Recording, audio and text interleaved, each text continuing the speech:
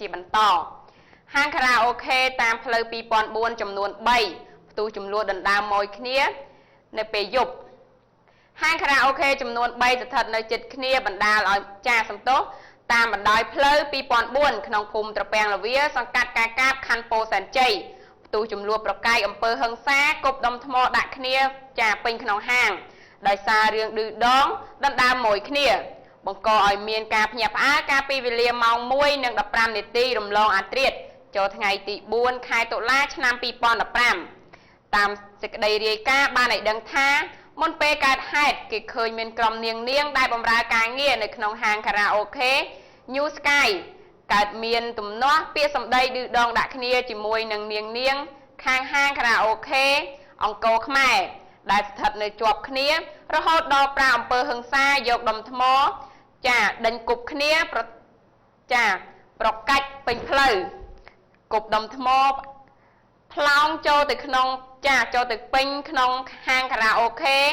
Blue Town ដែលនៅទល់មុខគ្នាបណ្ដាលឲ្យមានមនុស្សរងរបួសស្រាលនិងបង្កការខូចខាតបែកកញ្ចក់ទ្វារខារ៉ាអូខេBlue Town ផងដែរ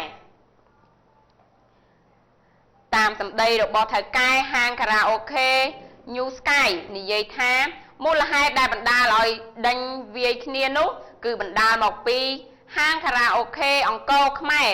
និងខារ៉ាអូខេ Blue Town នាំគ្នាទៅវាយកូនគាត់បណ្ដាលឲ្យរងរបួសទើបគាត់បកទៅរករឿងវិញបែបនេះរីឯថៅកែហាងខារ៉ាអូខេ Blue Town បានប្រាប់ថា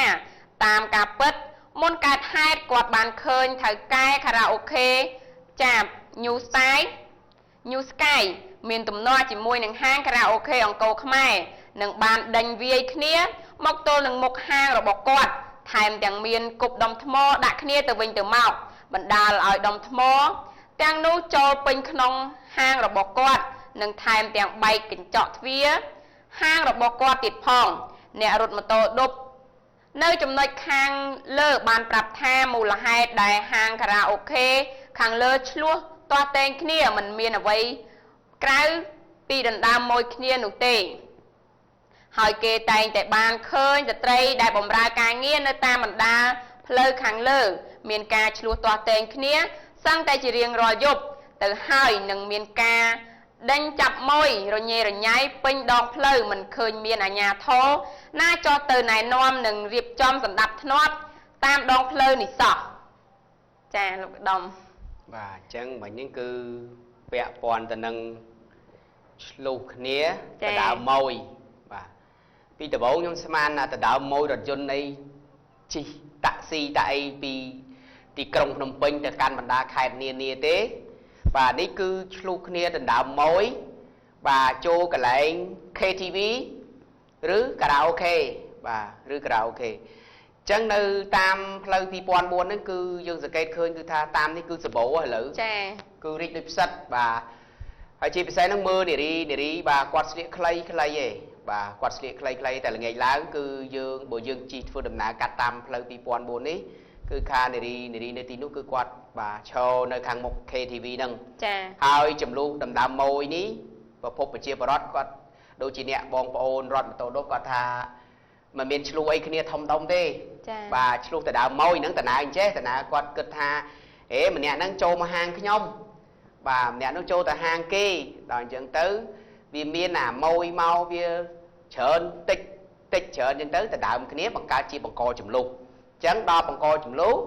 វាកើតជាអំពើហិង្សាមានគប់ចោលដុំថ្មខ្លះរងរបួសស្រាលខ្លះធ្ងន់ខ្លះបែកក្បាលខ្លះឯមុខត្រូវសមត្ថកិច្ចនិងអាជ្ញាធរនឹងស្ថិតនៅក្នុងខណ្ឌពោធិ៍សែនជ័យនឹងធ្វើការឃាត់ខ្លួនឬក៏អប់រំយកមកបាទដើម្បីសួរនាំគាត់ថាតើបញ្ហាមូលហេតុនេះកើតអីអញ្ចឹងកាលណាតើកើតបង្ករបួសស្នាមគឺពិសាច្បាប់យើងនិយាយថាបទព្រហ្មទណ្ឌចាកាលណាព្រហ្មទណ្ឌសំដៅទៅលើអ្វីដែលបង្ករបួសស្នាមគឺមានទោសទណ្ឌហើយអញ្ចឹងតាសមត្ថកិច្ចចាប់បានឃាត់ខ្លួនគឺគាត់កសាងសំណុំរឿងបាទបញ្ជូនទៅសាលាការហើយបាទអញ្ចឹងសូមបងប្អូនប្រយ័ត្នហើយជាពិសេសនៅតាមផ្លូវហ្នឹងគូសមត្ថកិច្ចក៏ដូចជាអាជ្ញាធរពាក់ព័ន្ធដែរមេតាជួយមើលផងបាទនៅតាមនឹងតាមដងផ្លូវ2004នេះគឺភាព bà na tập tay bà na tập tay cứ rich skuski cho ra bà chỉ bị say chập bị mong vào mũi lại từ mong phần đang tới cứ bà khơi mong vào ôn rich được sạch bà cứ miền massage miền karaoke chân ai bằng co bánh hạp xem cứ đòi xa thành chân để dương khơi chả đáy để xa tại quạt sụp kia ní quạt cục thử kia quạt đấy cho một cục đòn po đây quạt đang do cả bùa đá quạt tôm mang tới mình sẽ lọp rồi nên chỉ phải hà mùi trứng xong rồi nhà thô có đôi chia sẽ mặt cái gì nơi tí nú mà người ta rất bận tăng sẽ bắt tập hiệp nâng cái này ti xa thiên nạn nơi tạm đồng phơi nó cứ bằng răng lại vinh và ở con này qua là miền bên đấy cứ nhom bên chợ bên đấy bẹp qua năng ca từ đảo môi cái nhà bên qua miền tiết xong chơi ព័ត៌មានជាបន្តនៅខាងទីក្រុងភ្នំពេញបង្ក្រាបជំរកប្រើប្រាស់គ្រឿងញៀននិងចោរកម្មនៅក្នុងផ្ទះល្វែងក្នុងបុរីចាប៊ុនហួរខាត់ខ្លួនបាន 8 នាក់កម្លាំងកងរាជអាវុធហត្ថខណ្ឌពោធិ៍សែនជ័យសហការជាមួយនឹងកម្លាំងការិយាល័យបង្ក្រាបគ្រឿងញៀនអាវុធហត្ថក្រុងភ្នំពេញធ្វើប្រតិបត្តិការបង្ក្រាបទីតាំងជួញដូរនិងជួបជុំរក